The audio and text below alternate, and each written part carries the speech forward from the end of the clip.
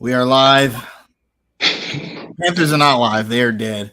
And I know some of you are probably like, "Why is Kaiser's jersey have Smith on the front?" No, this is the back. I've turned my jersey around. I'm not a religious person, but I grew up in the church, and some of you may know that in the Bible, it is commonly associated with mourning, grief, and loss that you wear your clothes incorrectly or tear them up. I'm not tearing up a Steve Smith jersey because I pay a lot of money for this jersey, but I'll wear this bitch backwards because there was a lot of mourning, grief, and loss today for the Carolina Panthers as they got destroyed, as we predicted. I think we said like 40 point. The 49ers would score 40 points. They almost did. The final score was I don't even know, man. Who cares? Yeah, who gives a crap? It was 37-15. And here's what's crazy. Here's how much I love you guys. By you guys, I mean under construction and our fans and those of you that come in faithfully every week and interact with us in the comments. Because if not for you guys, I wouldn't have watched this dumb shit. I thought it would be remiss of me to speak about a game that I did not watch. So I watched it. So don't ever say Kaiser don't love under construction, because I watched every minute of that stupidity. That was just, yeah. Hey man, what are you planning for dinner tonight, man? Let's not even jump into football because I want to talk about something happy first. What you planning for dinner tonight? You know what? I don't know. Well, first of all, how about ESPN.com? Stop. I don't even know. They gotta rub it in. They gotta play a fucking San Francisco touchdown during our podcast. Right. Oh my God. What do I have for dinner tonight? I don't know. Hey, in the chat, what are y'all having for dinner tonight, man? Let's start the show off on a happy note. I personally, man, I'm thinking Jets Pizza. They just put it. It's a relatively new Jets Pizza down the street from me, man. And I'm thinking maybe a Detroit style pepperoni sausage pizza. You know what I mean? I'm thinking that, man. Okay, look. I guess we got to talk about this garbage ass team, man. So I'll get into it.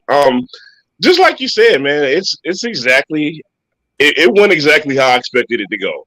I mean, it was almost down to the damn T. We had a moment in the game where we had hope. You know what I mean? We looked functional for one drive on offense. It's like, oh man, we're only down one score, and then the defense gives up a touchdown, which essentially ends the game, man. And we go on to get outscored 13-3 in the fourth quarter, and that was it. And it went exactly how I thought it was going to go today. And I don't know if that's a good or bad thing. So, someone in the comments said they had 5 guys. They're having 5 guys in there. That's what the Panthers need. We need 5 guys. We need 5 new guys. They said something interesting during the game. Carolina Panthers is the only team in the NFL to have the same starting offensive line in every game this season. I don't know if that's ever happened in Panthers history. Ever. Happened in history. And I'm going to be a little fair to them. I didn't think they looked as terrible as they normally do. The team in general has a ton of dysfunction, and it's not just the O-line's fault. It's not just the O-line's fault. Guys got to get open. And then when they are open, Baker has to hit them. And like those two things never happen at once.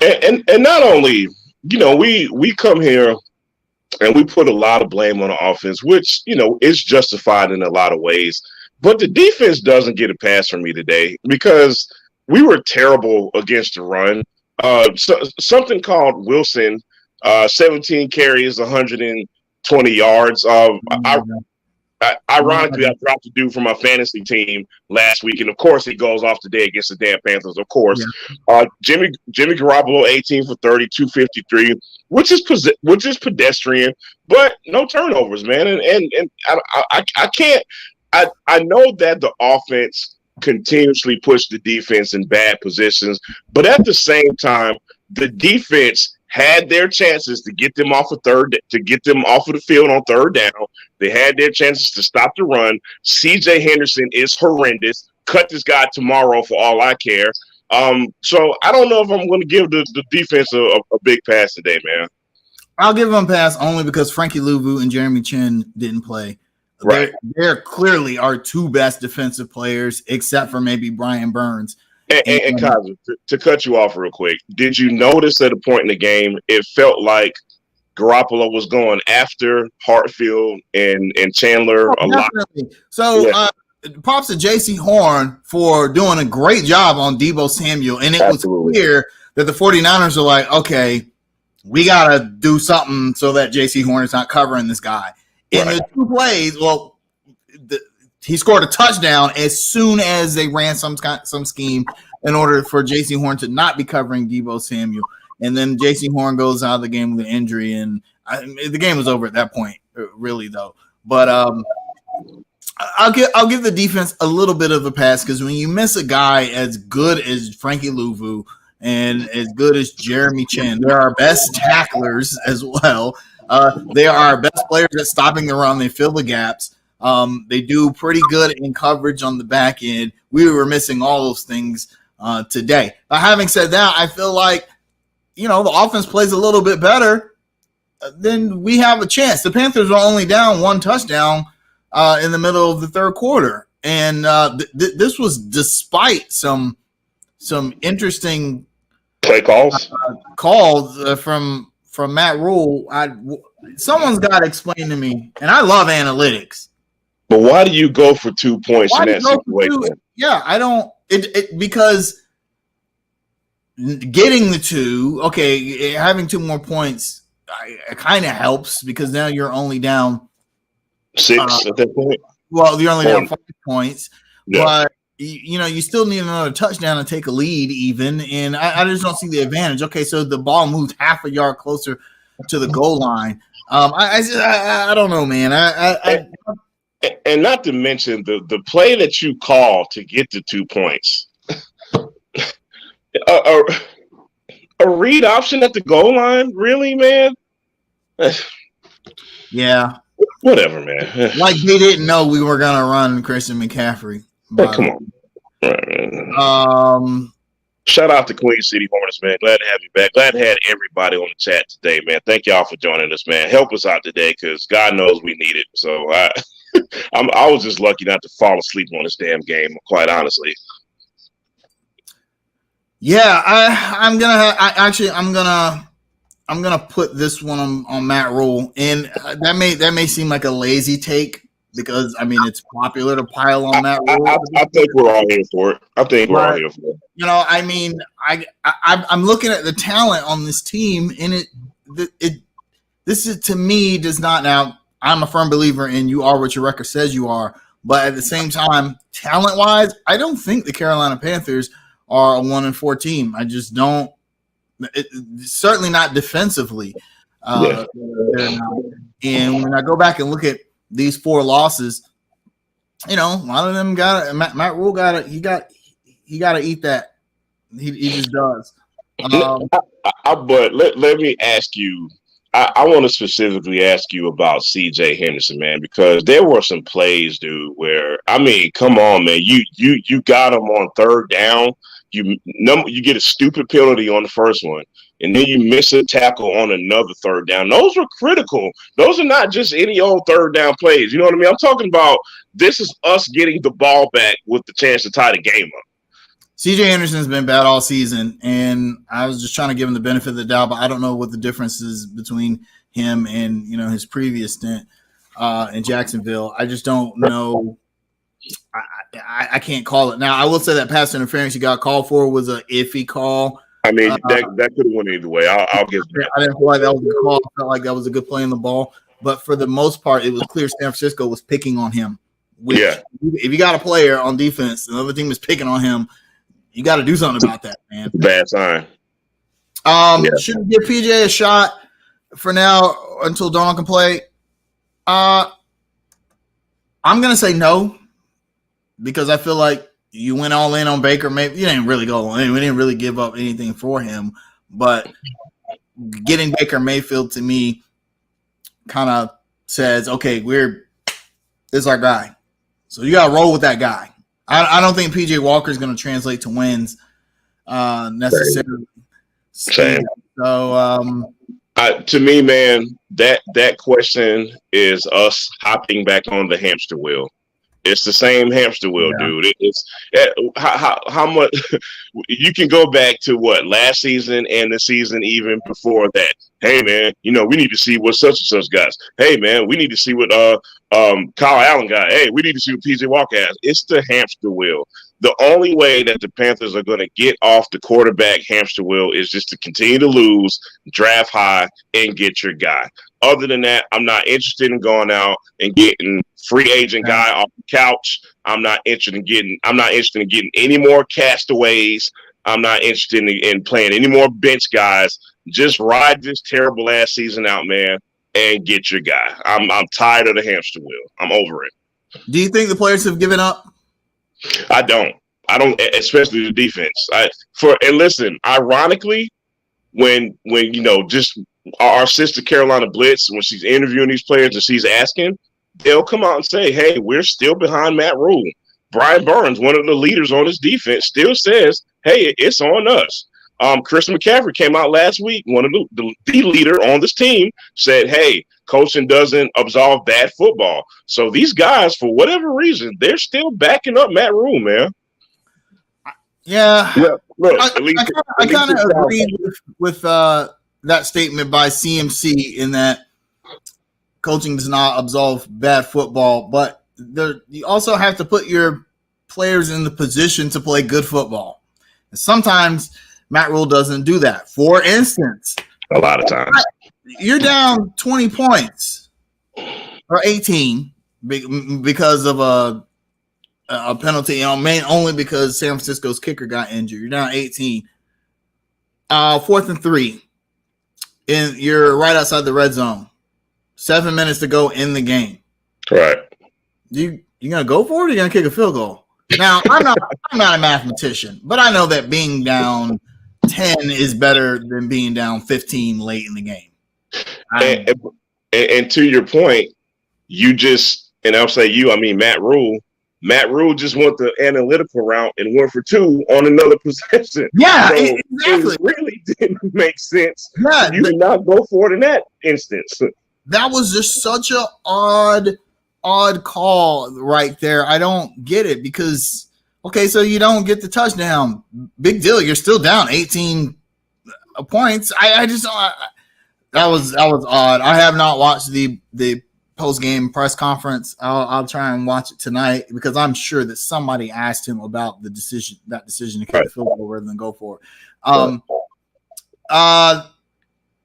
I do want to give a shout out. Wanda Henderson makes a good point. She says defense, special teams play well. They just get tired from being on the field too long. That's something we talked about in previous games. But special teams has played very well this season. Eddie Pinheiro missed a kick that he would normally have made, and I think he rushed it some because it seems like during that drive, the coaching staff told the players to pick up the pace. Yeah, like they were moving, trying to get something right, and I felt like that kick, like he kind of rushed it. But I felt like the return game looks good. Special teams on both sides of the ball look good. We've had a block kick this season. Where did this return guy come from, man? Listen, we haven't had a good return guy since Michael Bates in the early 90s. Yeah, I know. By the way, this is a side note. This is a complete side note. I'm glad you brought up Michael Bates, and I meant to bring this up on a previous episode. There was a meme. Memes are dumb, but there was a meme or like a graphic. I'll call it a graphic, not really a meme, but it was floating around Facebook, and it was like the top NFL returners of all time, and it was tearing them out.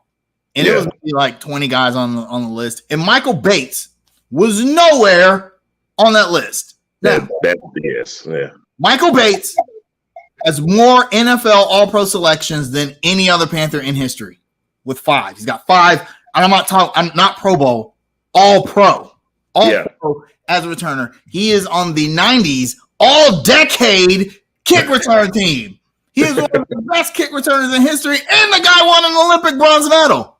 But he was nowhere on the list. And all I'm thinking, if he had played for the Giants, the sorry-ass Jets, Cowboys, yeah. He'd be up at the top of the list. But because he's a Carolina Panther, everyone forgets Michael Bates is one of the best NFL returnmen of all time. But anyway, all right. Coming back to this sorry-ass game. Yeah, but back to the rookie Raheem Blackshear, man. Like, he just kind of came out of nowhere. I mean, he had two really good returns that, one of them resulted in the Panthers touchdown, and I believe the other one resulted in the field goal. So I mean, I don't know who this guy, where he came from, but keep him around if he's going to keep performing like this. Yeah, we need those kind of guys who are like still hungry. Yeah, right. Guys who are going to come out there and play hard every snap. And that brings me to Sherrod Gary's question about not utilizing DJ Moore. I'm going to put some of that on DJ Moore. I think they tried. I think they attempted to. Yeah. You got to get open, bro. It's that simple. You expect Baker Mayfield to pass you the ball when you got a guy draped all over you? And the thing is, I know DJ Moore, he's good enough to get open. So either he's not getting open because the play calling is not good, the route selection isn't good, or some of that. We talked about this before. We talked about Steve Smith and how a lot of people saw DJ Moore as the next Steve Smith, but you wasn't gonna shut Steve Smith out like this. It could have been 8-2 on Steve Smith. DJ Moore doesn't have half the dog Steve Smith had in him, man. No, absolutely not. And to that point, man, like Travaris Ward for the 49ers, dude, I kind of felt like he was getting in Robbie Anderson's head a little bit today because, and I do want to talk about Robbie Anderson. I know we're talking about more, but switching over to Robbie Anderson, I'm looking at a couple of balls that were thrown his way, and I'm like, dude, you're 6'4", and you don't fight for the ball over a 6'1" dude. Like, come on, man. Like, every ball is not going to be perfect. Baker Mayfield has to do a better job of throwing guys open, but at the same time, Anderson and Moore have to do a better job of fighting for the ball as well, man. And we're talking about two big, tall guys. You know what I mean?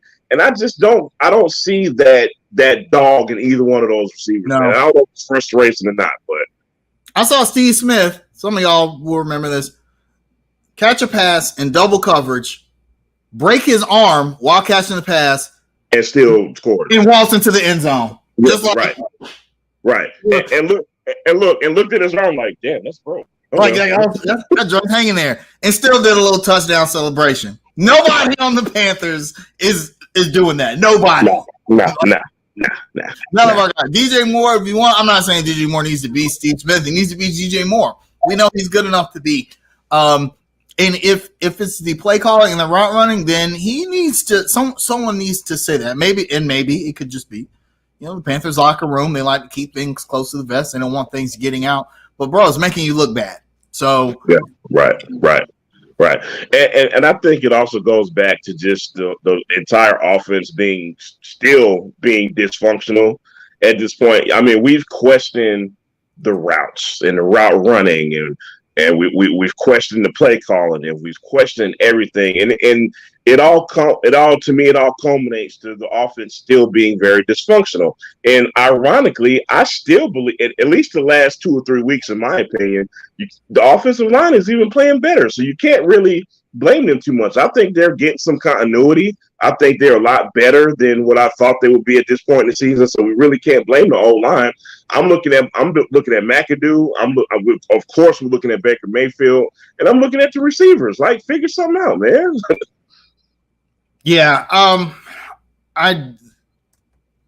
At this point, like, I don't even know from if you're one of those people that really dive into the analytics and the mechanics of football, I don't know what can be done from purely a football standpoint in order for the Carolina Panthers to improve, which is why I'm going to put it on the head coach. That's their job, isn't it? To figure that out. Absolutely. And you can't tell me that you don't have a guy like Christian McCaffrey, who, again, is the Panthers' offensive MVP for today. And then not know how to use him properly. We have Donta Freeman, we have Chuba Hubbard. By the way, Chuba Hubbard didn't get a single carry today. And if your goal is to, we don't want to overuse McCaffrey like we did in the past, fine. I completely agree with that. But that doesn't mean you can ignore him. Use him as a decoy. Run more 2-back sets.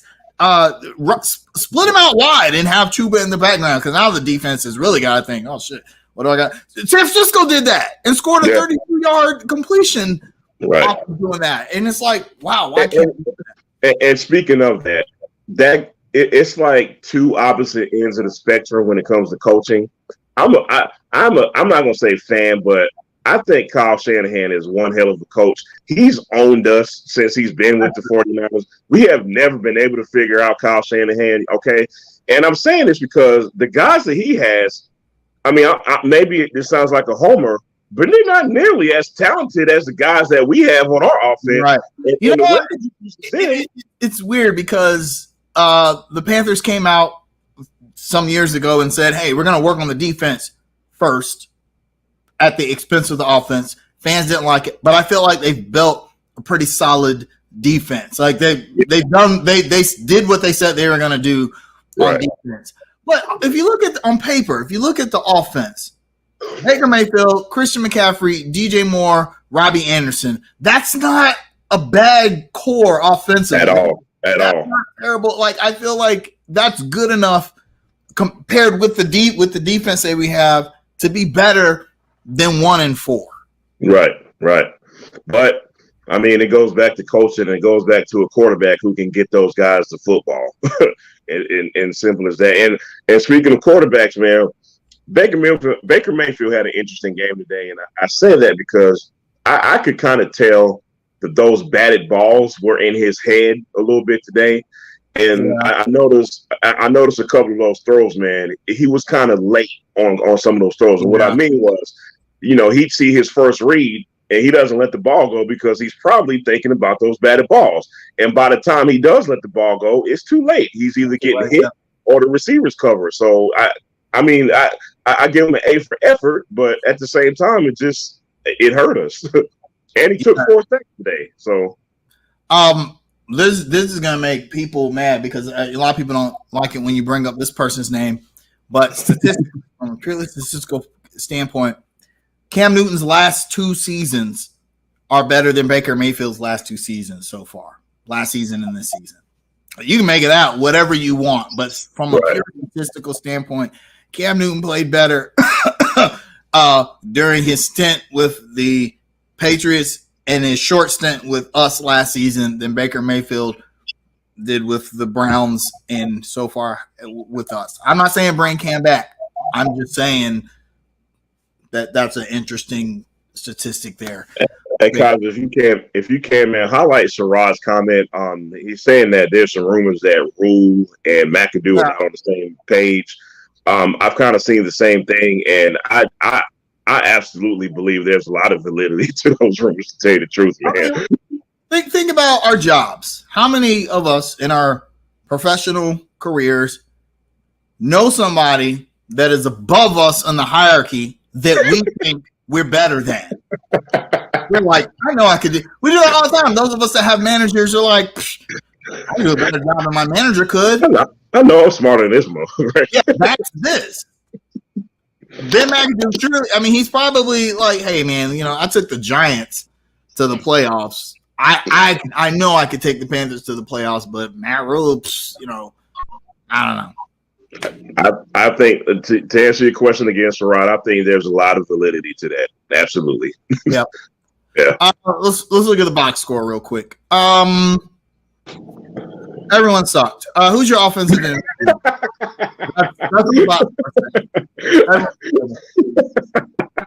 I'm going Raheem Blackshear because without his kick returns, I don't think we have a chance in hell of scoring anything. So I'm going to go Blackshear. Once again, special teams.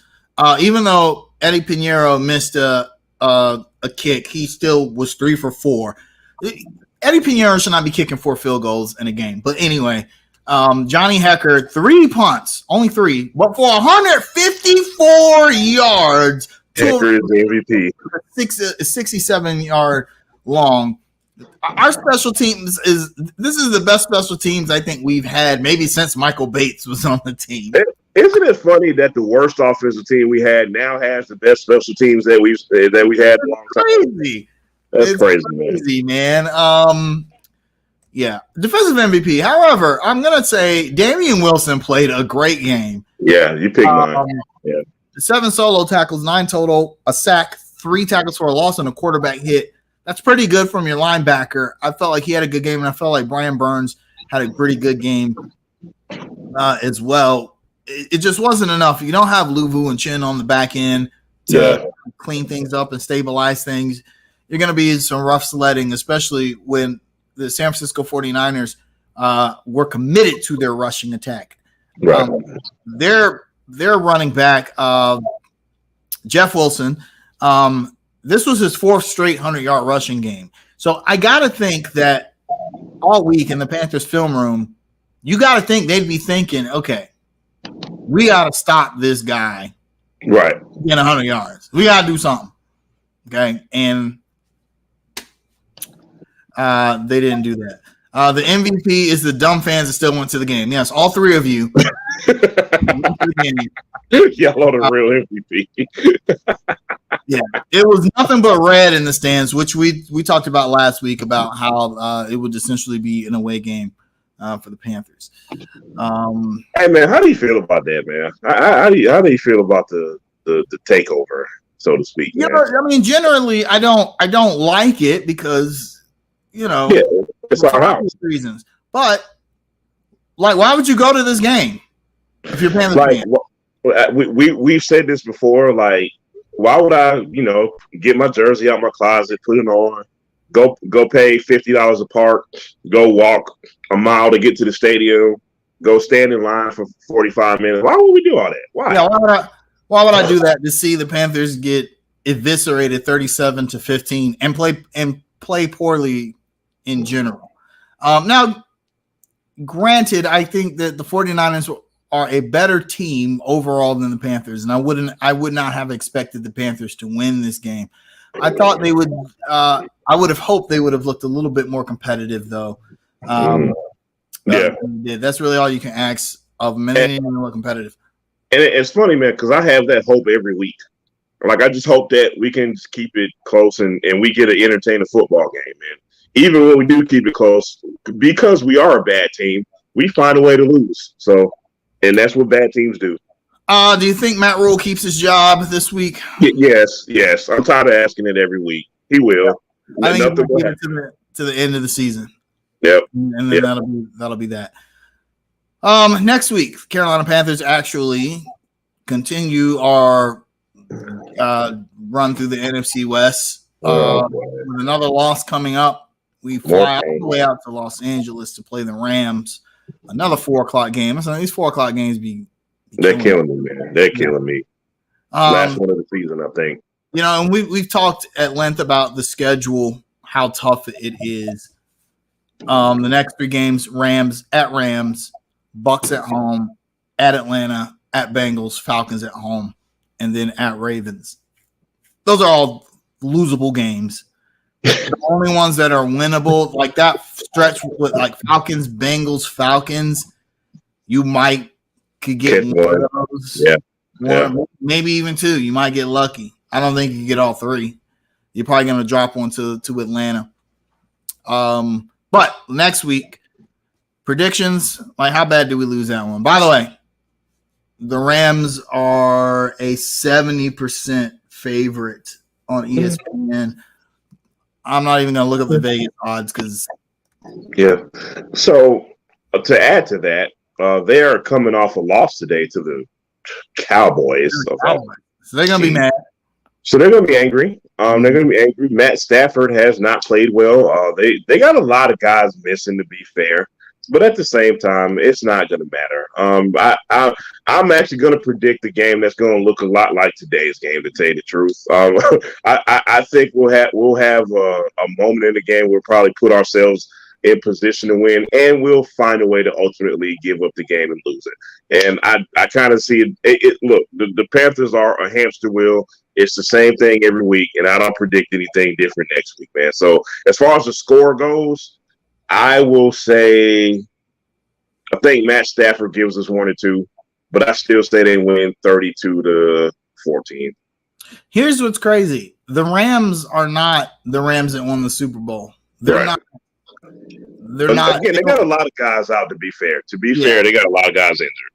They're actually behind the Panthers in total points per and average points per game and points allowed per game. Also, with pass yards allowed per game, the Rams are worse. I don't think any of that will matter next Sunday, though. Nope. I think the Rams win 24-13.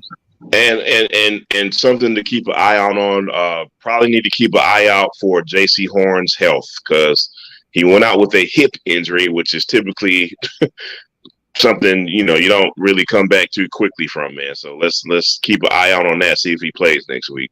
Yeah. Plus, we'd love to see Luvu and Chin back, but if they're not back, this is it. Well, Chin ain't coming back next week. Chin's on IR, so he's out for IR. Yeah, it's gonna be ugly. Matt Stafford is chomping at the bit, and Matt Stafford always typically has a pretty good game against us, even back from his Lions days. So that'll be another game that I hate watch. That I like drag myself in front of my TV and watch just so I can do this show for you guys. Because I love it. Hey, man, I didn't make it over this week. It's my fault. But next week, I promise, man, I'm coming by. Back in the studio. We'll be back in the studio. And we will drink next week because we're going to have to. And that's that. Yes. Yeah, we drinking stuff from the ABC store next week. Not there, buddy. No. Not from the cold section in the grocery store, buddy. No. Yeah, absolutely. Boy. Let's talk about the other team. Welcome to October in Charlotte, y'all. Earlier this week, the Charlotte Hornets played their third preseason game. Again, and they played against the Boston Celtics. The second time they played in the preseason. And they didn't look as terrible, but they still lost and generally looked like they are not ready for the regular season. LaMelo Ball was essentially the only person that showed up. So he looks like he's using preseason, which you're supposed to use it for, to get ready for the regular season and, get ready and get your body ready. LaMelo Ball looked pretty good. He was plus 11. He was the one of 3 Hornets to go plus. The other was Mason Plumlee and PJ Washington. Everyone else looked absolutely terrible, even though Kelly Oubre did have 18 points on 7 for 14 shooting. But in 25 minutes, he looked okay. But it's not those guys that I'm worried about, actually. In fact, the Hornets started the game, the end of the first quarter, up 13 points, 35-22, and then there's a theme happening here, and I'll get to it. But go ahead. Yeah, the third quarter happened, and the second quarter, they didn't play quite as well in the second quarter. I mean, the third quarter happened, and that ended up being the story of the game. But it was the guys that Hornets fans were killing James Borrego for not playing. I'm just gonna name some names here. Okay, we're gonna go JT Thor, Nick Richards. I thought you were going to name some names of the people who were saying it, but go ahead. No, we're not going to do that yet. Let them start. Yep. But particularly JT Thor, James Bouknight, both saw extended minutes. Nick Richards actually didn't see a lot of minutes. Mark Williams saw more minutes. I actually thought he played pretty well. So only played 17 minutes, 7.7 rebounds in 17 minutes. There's something there, I think. But JT Thor and James Bouknight going to get all of the flaming today. Now, Kai Jones did not play. Cody Martin did not play. He didn't play because of injury. Dennis Smith Jr. did not play for personal reasons, and LiAngelo Ball did not play. That was a DNP CD. But James Bouknight, 29 minutes. That was the most of any Hornet besides LaMelo Ball. He went 0 for 8. 1 point off a free throw. I got one better, Kaza. James Bouknight is 2 for 22 in the entire preseason. Now, I'm gonna need some of y'all. I need some of y'all because so I'm a name a name, just a random name pull out of my hat. Peyton Pritchard. You know, just some guy who plays for the Celtics who was guarding guarding him in both preseason games, completely shut him down. Peyton Pritchard went 6 for 15 for 3 for 8 from 3-point range for 15 points, was plus 13. Now, a lot of people, when I brought this up in the Hornets group, a lot of people are saying, well, Peyton Pritchard's no scrub.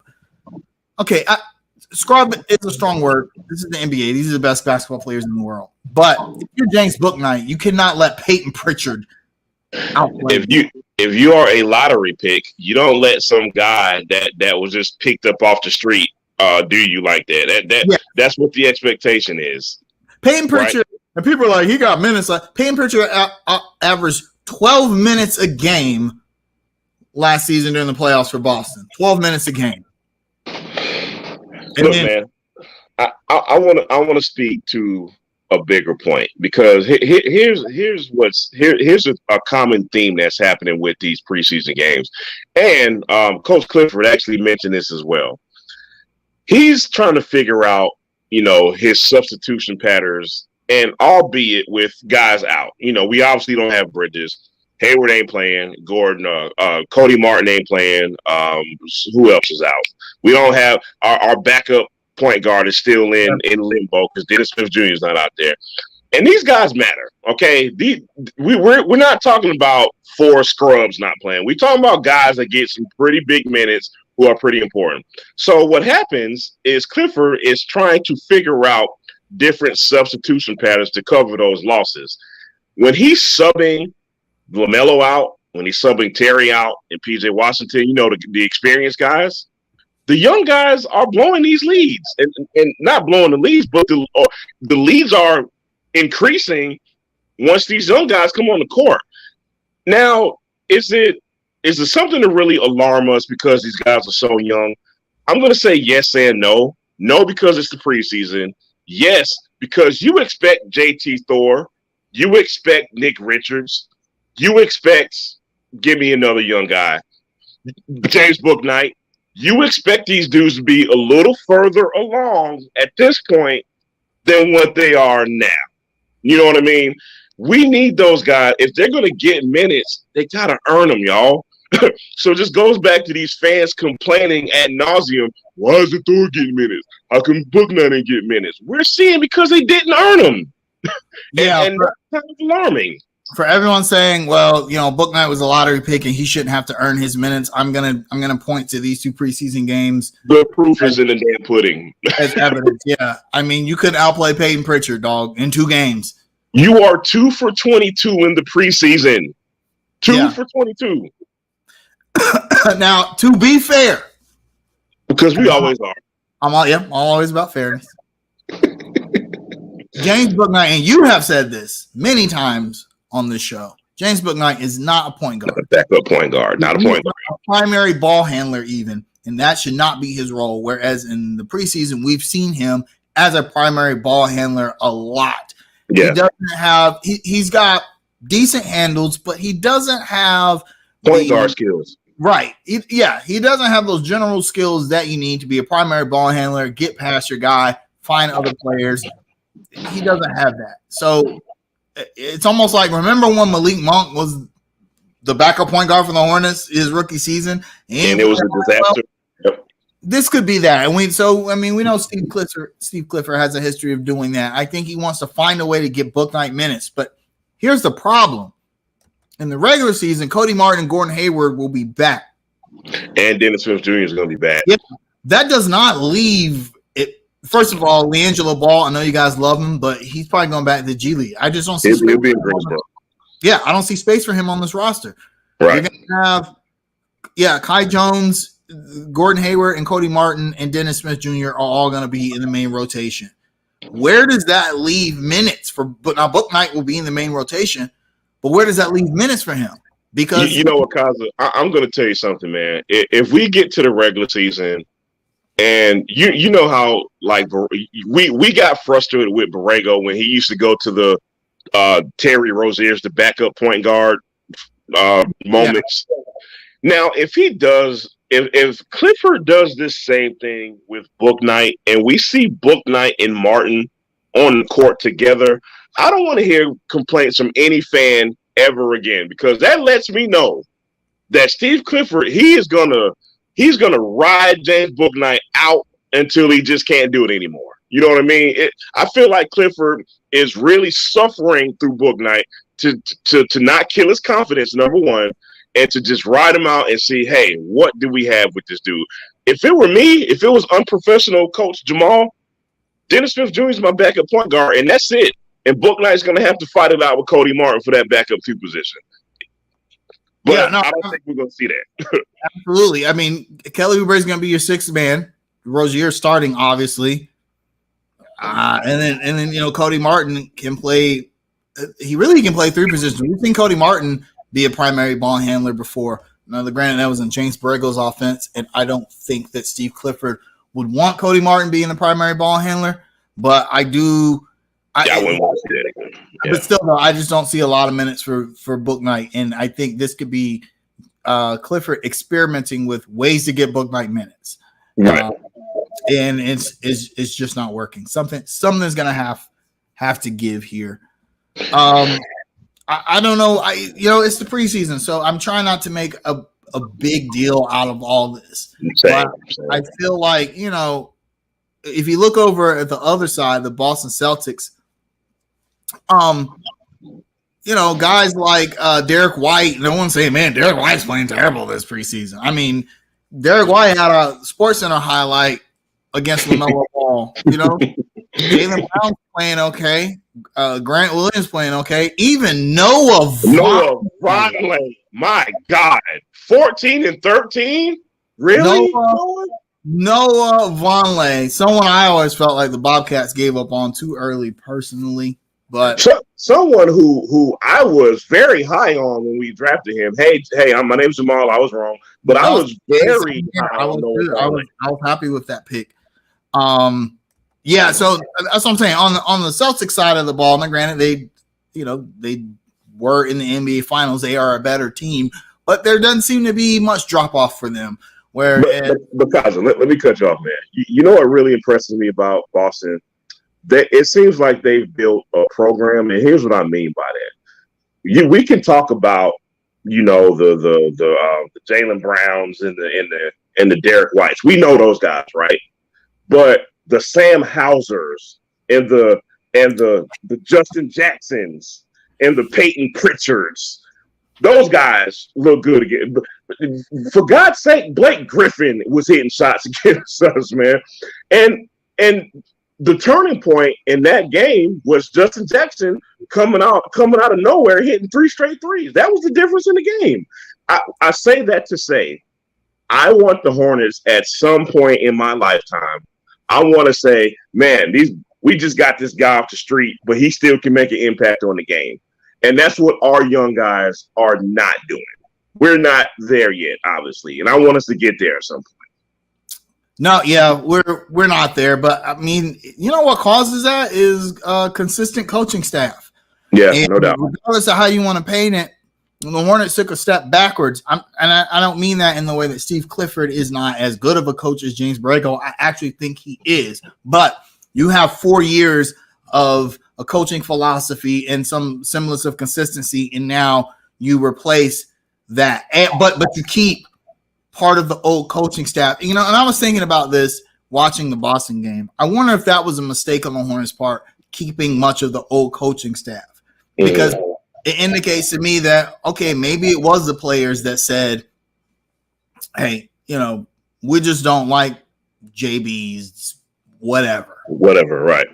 And the Hornets go, okay, well, we'll get rid of JB. We'll replace him. Now we're going to get a coach that'll really yell at you and get your ass.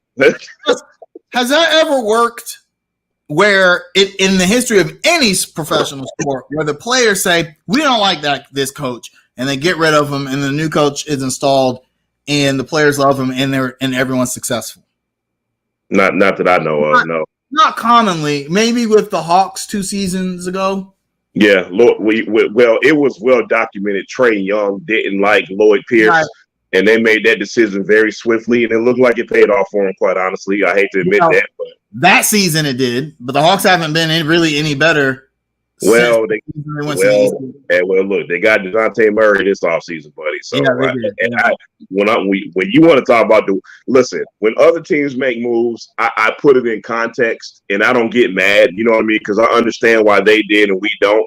But that DeJounte Murray move, that's the one that makes me a little jealous. I'm not gonna lie. It makes me jealous because we had heard from one of our sources that the Hornets were trying very hard to make that same move. Absolutely. That Murray and LaMelo Ball had struck up a friendship during All-Star Weekend, and that the Hornets were trying to use that as kind of a way to get Murray to the Hornets. Obviously, it fell apart, and he goes to our division rival, and that's going to sting because we don't have anybody. Yeah, right. Yep. And Miles Bridges. Hornets' upcoming schedule. We do play the Wizards in the preseason. No Bradley Beal Monday. No Bradley Beal. Hey, come on, let's get one preseason win. Hey, speaking of that, I could tell Clifford really wanted to win last game because he kept Rozier and Ball out there a long time. Yeah. And I don't know if I like that. I'm quite honest. Well, I play Washington and Philadelphia, so Philadelphia is going to get 800 whistles in their favor against us. And then Washington should come on. We got to win that one. We couldn't even beat Indiana. Yeah. Again, man, and I wonder at some point, are we going to have the quote unquote dress rehearsal? Meaning, are we going to have that one game where the starters get starters minutes and they play together most of the game? You know what I mean? I wonder, is that going to be Monday or Wednesday or at any point during the preseason? And I'm thinking it probably won't happen, and mainly due to the fact that they just don't want Gordon Hayward to play in the preseason, which I'm fine with, quite honestly. Now, here's something scary. We'll talk about this more next week. But the Hornets, if you look at the opening to their schedule, the regular season, a very favorable schedule. San Antonio, New Orleans, a road trip consisting of the Hawks, the Knicks, and the Magic. And then we play Golden State and San Francisco at home. That's not a terrible schedule. Like not like it was last season. I feel like you should be able to win most of those games. Spurs, the Pelicans, the Knicks, and the Magic, and Sacramento. Hey, Kaiser, side note. I got it on good authority that Spurs are in tank mode. They want Victor.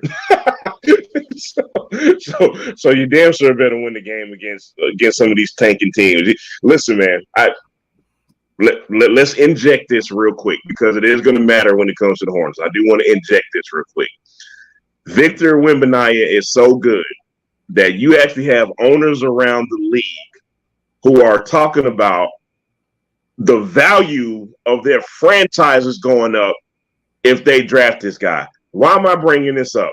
Because you have some fans around here who think we're going to be so bad that we're going to be in the Victor sweepstakes. That remains to be seen. I don't want to argue that too much. You know what I mean? Me personally, I think we won't be that bad.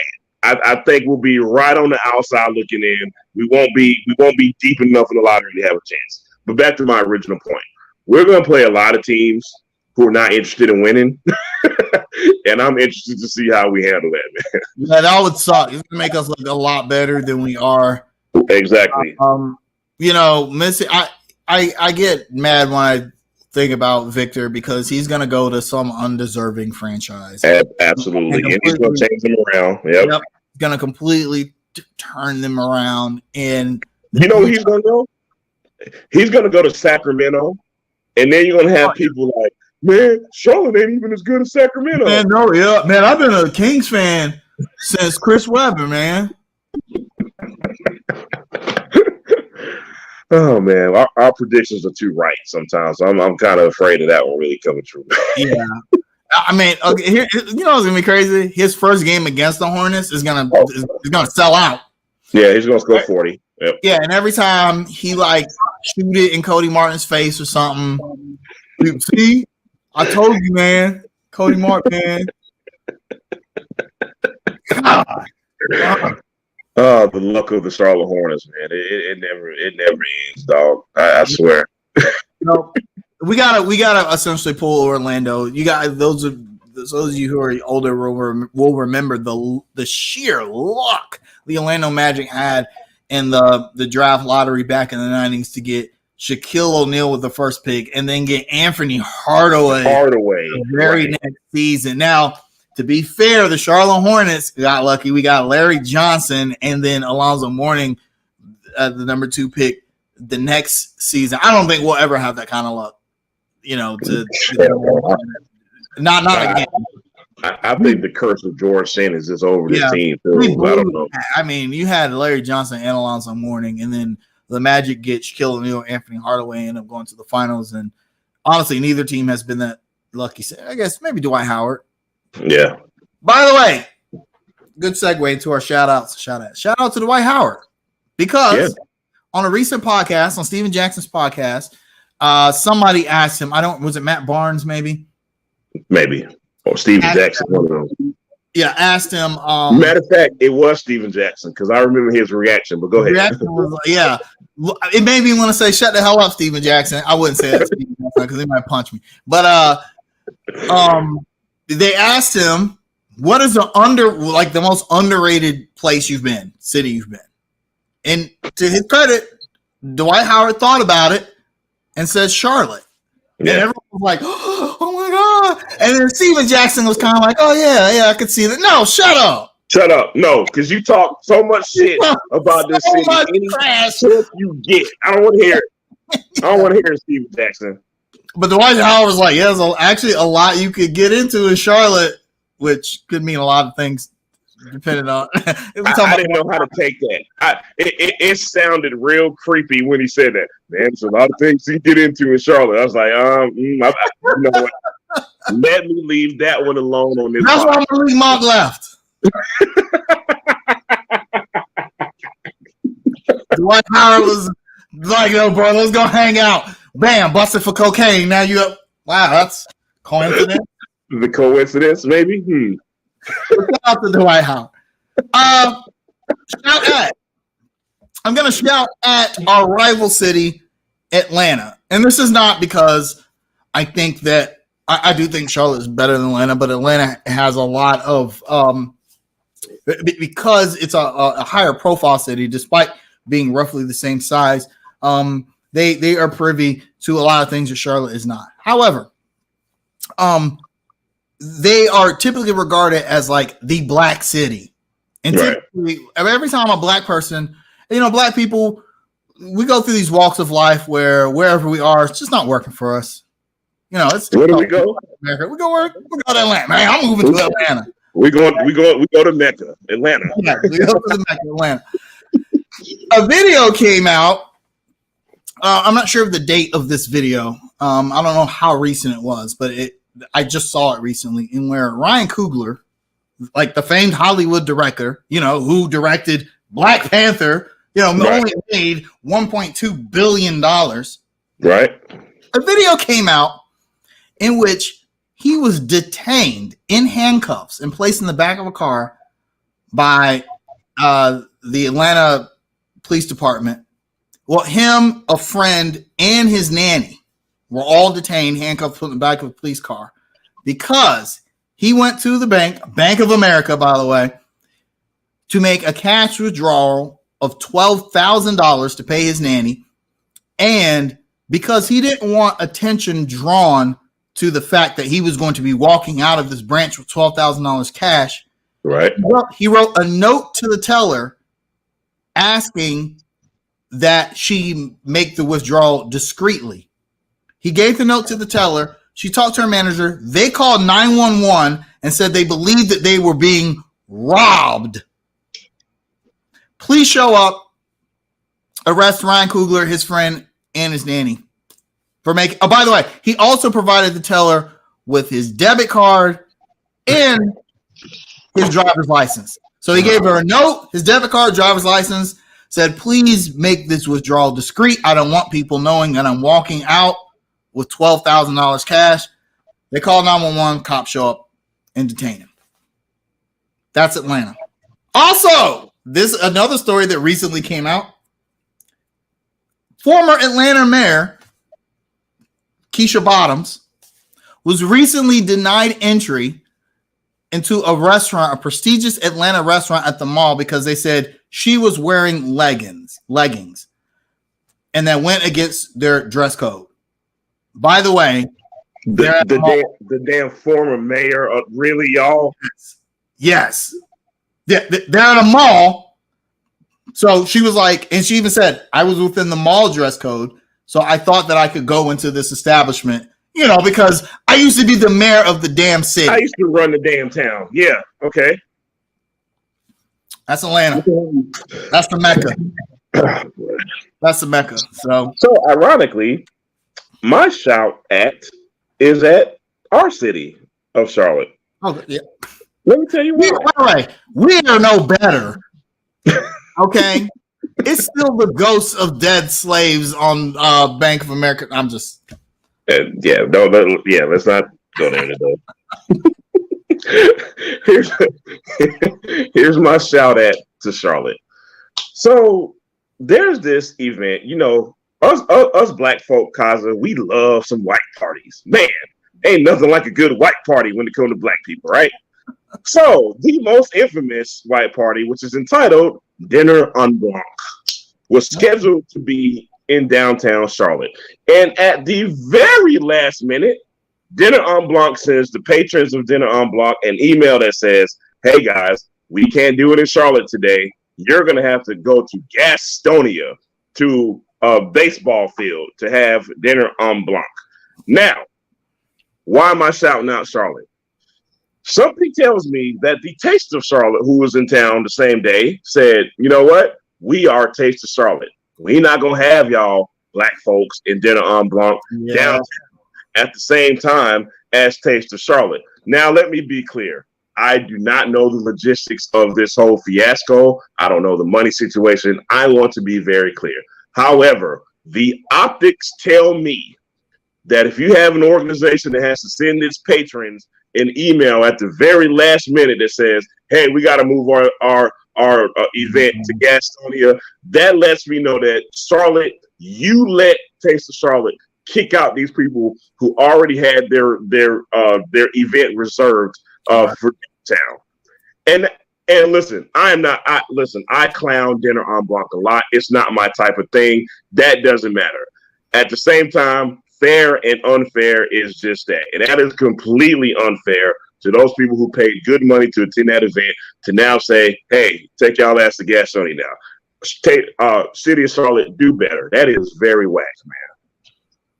Yeah, dude, he's got, I mean, our professional sports already suck. Please, in other areas, do better. Charlotte FC lost too, so we 0 for 3 this week, bro.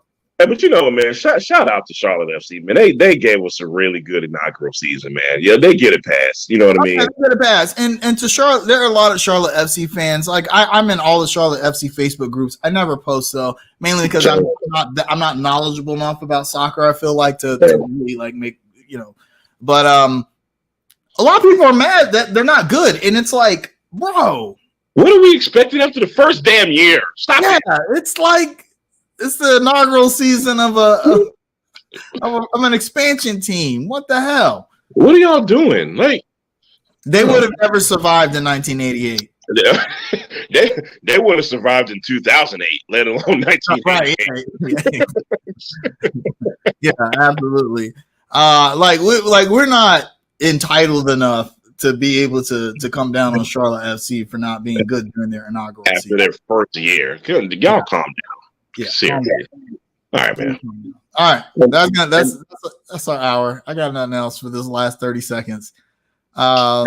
Next week, man, your house, alcohol studio, another loss. We might not even have a show. It might just be me and Jamal getting lit. 1 hour. Come join us, y'all. Please do. Y'all take care of yourself. Peace. Peace out, y'all.